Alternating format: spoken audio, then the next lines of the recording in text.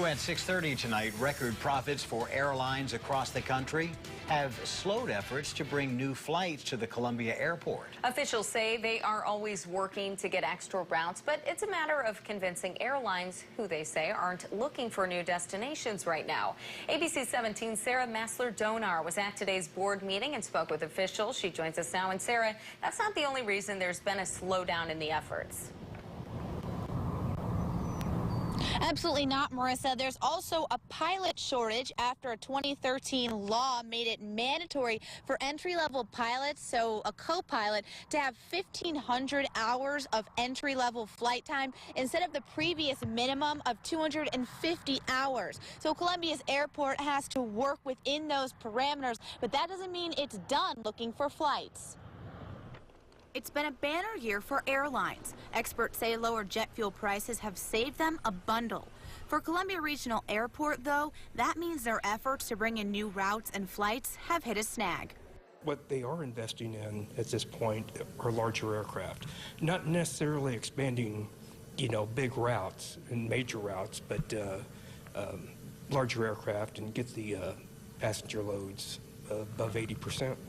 So the airport is slightly altering course, focusing efforts on getting larger aircraft. But with the number of passengers buying tickets skyrocketing in recent years, officials are on board with working with airlines to acquire larger planes. They say it fits right into the airport's terminal expansion plans.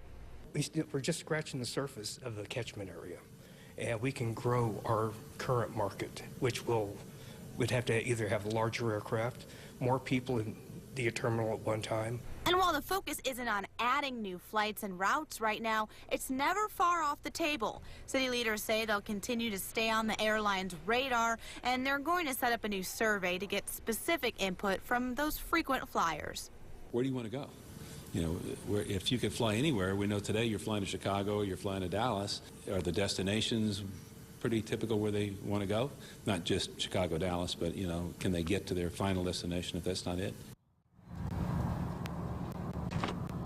Passengers can take the paper survey in the terminal before or after a flight. So behind me, when you walk into the terminal, they should be available in the next month or so. The survey will also feature a more specific question about the structure of the airport and what passengers want it to look like, especially when that new terminal is going to be under construction.